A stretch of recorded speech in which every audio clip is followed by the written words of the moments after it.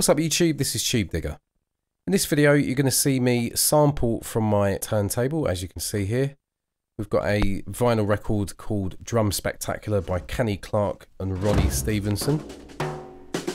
This is one of the tracks and I just found some nice drums. I mean, there's drums all the way throughout this album, as you can imagine. It's called Drum Spectacular. But these were the most spectacular drums.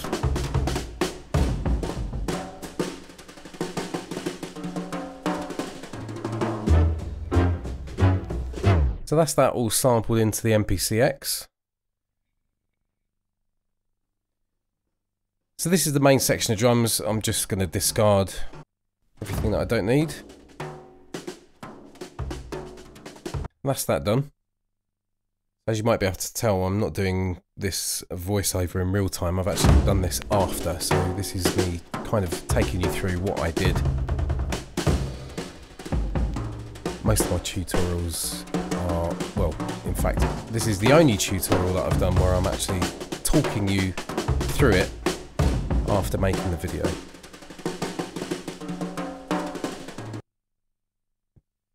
So here I'm just changing the tempo to 170. So what I'm going to do is reconstruct these drums and just make my own jungle or drum and bass pattern out of them, basically. Just to show you that, you know, you can pretty much do anything with any drum samples, but I quite like jazz drums for jungle. They've got a nice organic feel.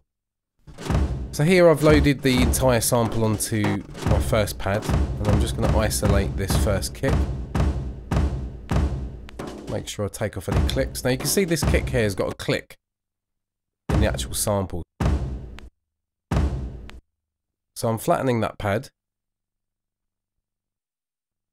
Now I can go to the sample editor and you see that click there. That little vinyl pop. We can just isolate that with the start and end points. Close as we can get it. And we just press process and choose delete. And that will chop that out of the file and you won't even notice it. I just need to trim the start of this off. As you can hear, that's all clean now. That's already assigned, and at the end I'm just going to fade the end out just so that's nice and smooth.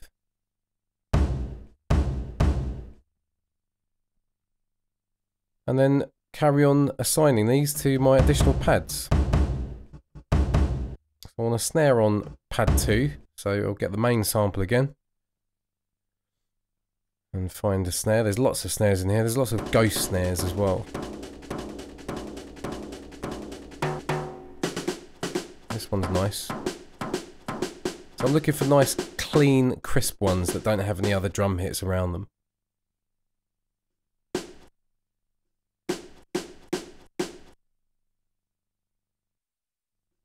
I'll just flatten that as well. And the reason I'm flattening is because I want to end up with, you know, relatively low RAM. I don't really want to keep this entire sample in my project RAM memory because, or on my hard drive, because I don't need the rest of it. But of course you can keep it for later reference if you want. But I just like to do my housekeeping. So we've got a double kick here. And just by chance it sounds like it's already at the right kind of tempo, or at least would work at 170. That's just pure luck. But I could split that into two, but I'm not going to. That's all isolated, flattened. Now forget what this pad was going to be. I think this might be a hi-hat. Oh, it's this other big kick that seems to have a ride cymbal on top of it. Got really nice texture to that, but I don't actually think I make good use of this. But I keep it anyway, I think. And that's flattened. On pad 5.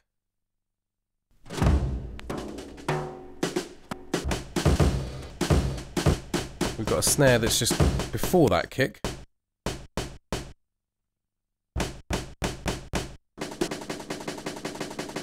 I want two snares in this. I don't want to use the same snare for the pattern that I'm going to program. It's nice to have a secondary snare that's slightly different. This one's more like 16th note ghost snares. Pad 6. Now I've just switched that over to note on because it's a bit annoying triggering the whole sample if you've got it in one shot mode. But unfortunately, to flatten a pad you have to switch it back to one shot. We've got two kicks here. This isn't really a double kick, it's just two hits. I quite like the sound of that. And there's the warning about the you can't flatten it. So I've switched it back to one shot and there you go, flatten that. So this is pad 7.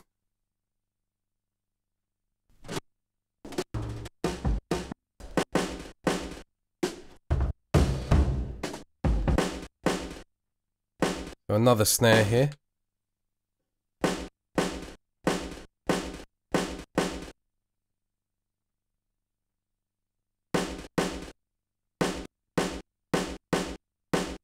And I'm really basically just looking for something that's slightly a bit different or a variation on the first snare.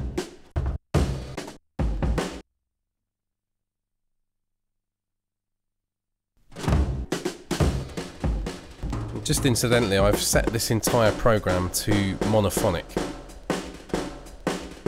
But later on in the video you'll see that I add a ride cymbal and then I switch it back to polyphonic, but then I set all the pads to the same mute group and then I take the ride cymbal out of that mute group so that can play over the top of everything because it's the most regular note.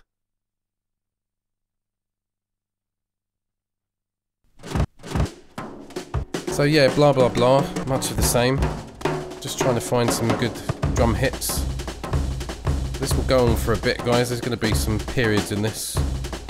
That's why I'm talking to you, just in case you get bored of just hearing drums. It might be the opposite way. You might be bored of hearing my voice. You might want me to shut up. Shut up!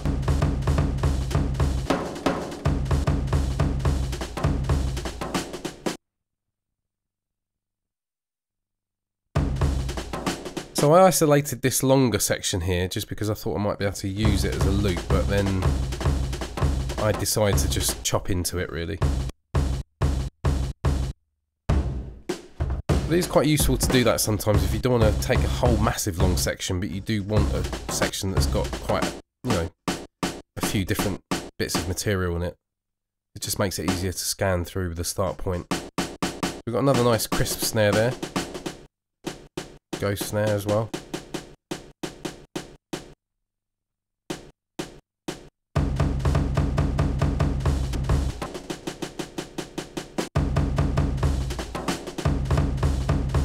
So yeah, this chopping bit does take a little bit of time, but soon we'll get into the processing.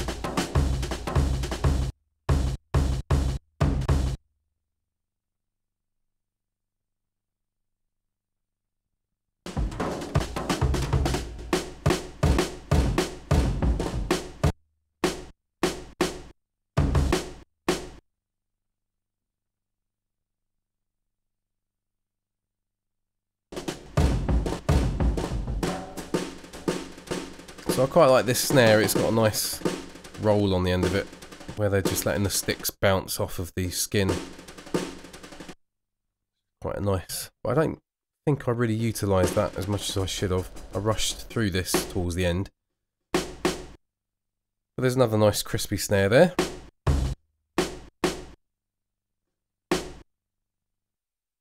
And flatten that down as well. To be honest with you, I didn't actually purge anything. I actually just binned this project off after making the video. I have included the sample that I got out of this at the end of the video. So if you look in the description, there's a download link. Actually, I'll put it in the comments. So this is me programming in the pattern.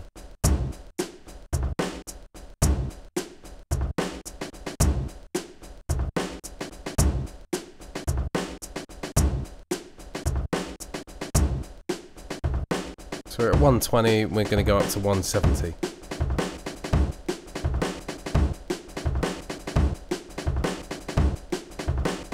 Now that we've got all our hits on individual notes, this enables me to mess around with the pitch.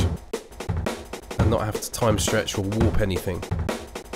And this is the technique I use all the time for my brakes.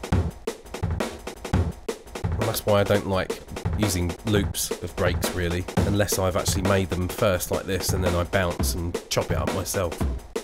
But this gives me full control. If I do bounce an entire pattern, then obviously you're locked to that tempo, so quite often I'll bounce a few different pitches.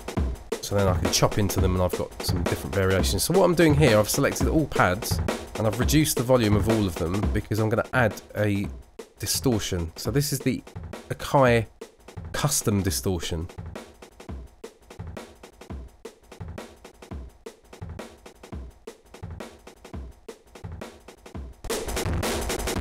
So you can see it really just brings the volume back out, but it's quite severe. So I'm selecting all pads again, and then I'm now adjusting the amplitude envelope, bringing the decay right down, and just dragging it out so we get the transients and a bit of air as well.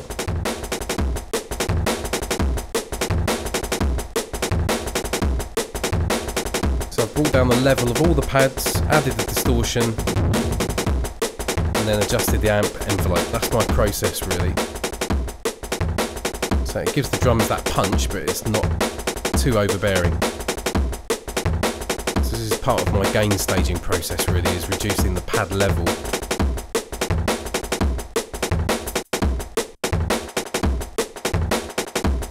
And there I've just changed the filter type of the right of the hi-hat to a high pass. To take some of the bottom end out of it. That gives the break a bit of space. And with the kick drum, I'm also putting a high pass, but I'm bringing the frequency right down and adding some resonance. You've probably seen me doing this in many videos, and that puts a spike in the low frequency. So you can hear that bass is really booming now.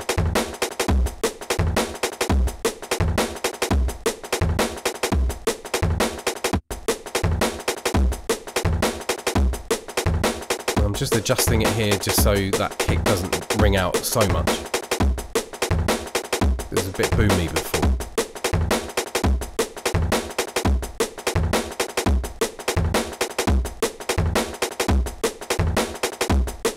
And because I've used the filter, I want to also add one of the drum effects, a low pass. Because I've got a high pass on the actual main filter, I just wanted this to sound a bit muted. It gives it a bit more funk.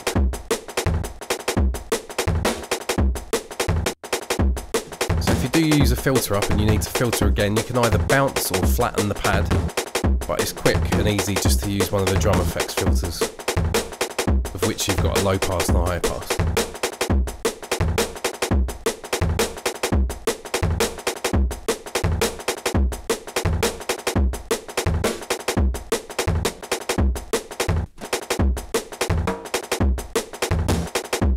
Here I'm just trying to find another snare to differentiate the two snares that I've got in the pattern.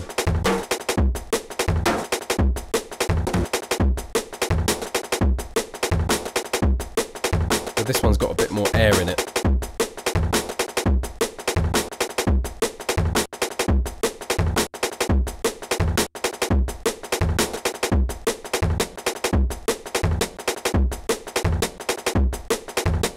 Moving along to this next one. These are all a bit too short. And there's another main snare, so I'll use this one.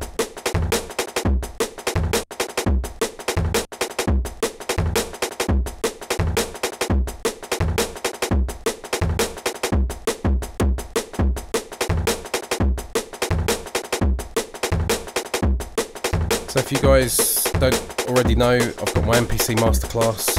You can find that at courses.tubedigga.com.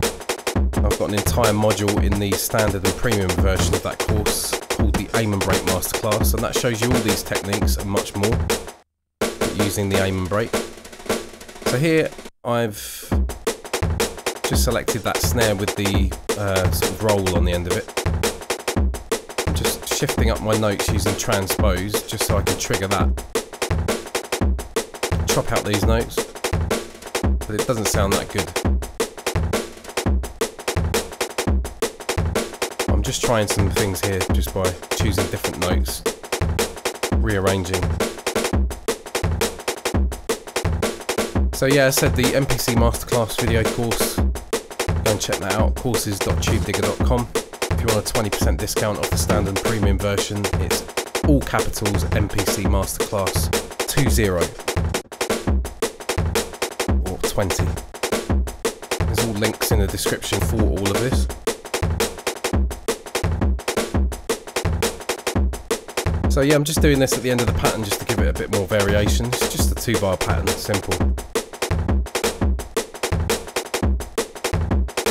This is how I start my breaks. I just get a break that lasts for at least 2 bars that I can then rearrange. And as you can see, I can drop the pitch. Just trying out some different pitches for the entire break.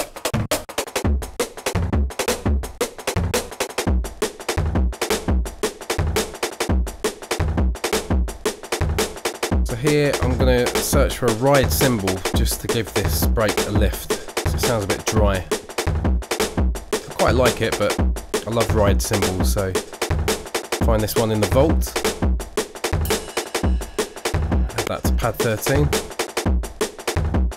And you'll notice I have to bring the level of this all the way down to the bottom, because that distortion and the amplitude envelope, which I've not yet adjusted for this. Oh, in fact I have adjusted the amp envelope, I did it for all pads earlier. We'll program that in.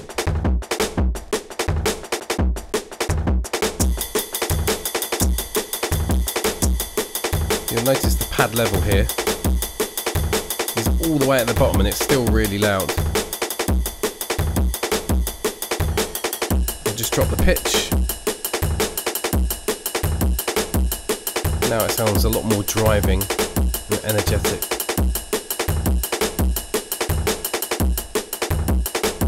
I can't actually see that, but I think it was at something like 3, so it's super low. So here I'm just adding a compressor, the air compressor. So just going to adjust the threshold, the level and the ratio.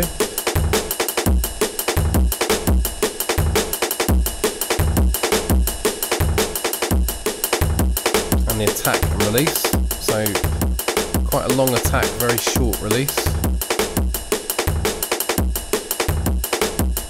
So a long attack will give you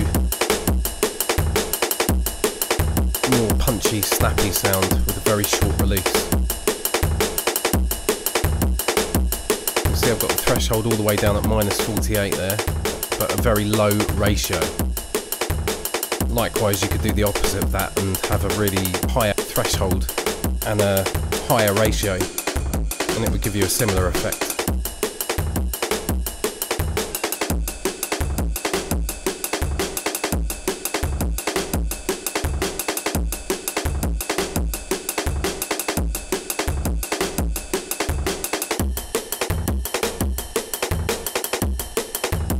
Again, just trying some different pitches for the entire break. Just take that out using pad mute, drop it back in.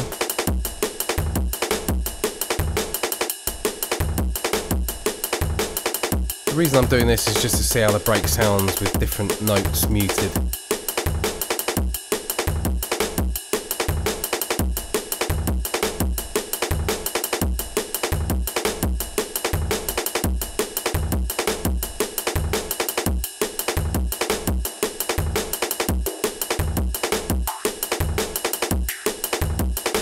And here I'm taking all the bottom end out of the hi-hat, just adding some notes all the way through the pattern.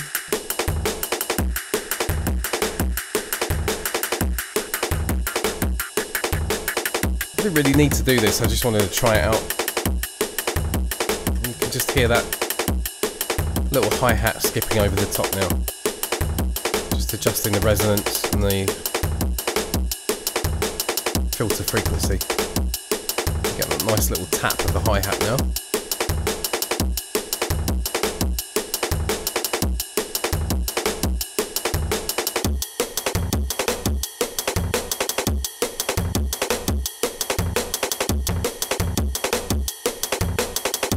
Here I'm messing about with the frequency of those double kicks.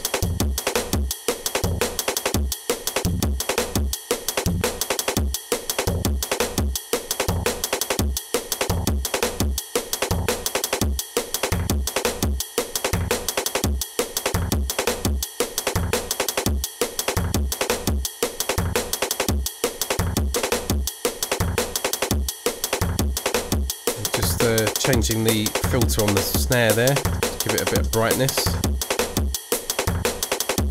increase the level.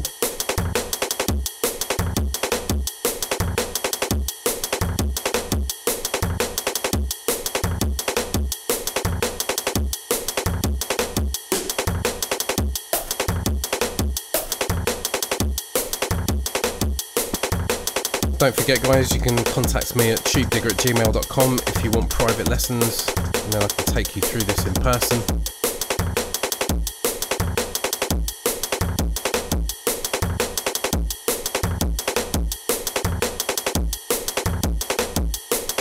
It's just a close-up of the distortion custom settings that I've got.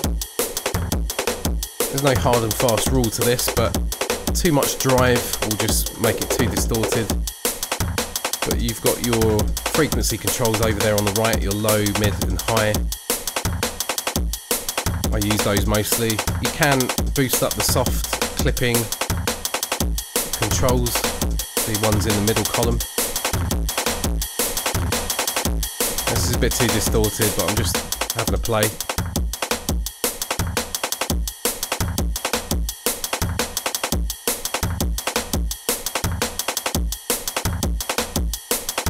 That's pretty much it guys, there's the compression settings.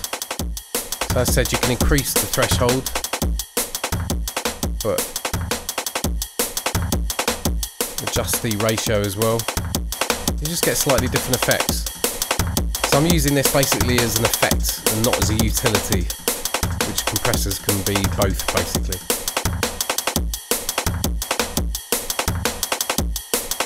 And that's it guys, so yeah. MPC Masterclass is courses.tubedigga.com, and if you want private lessons please email me at tubedigga@gmail.com. Hope you've enjoyed the video guys, I'll see you on the next one. Peace.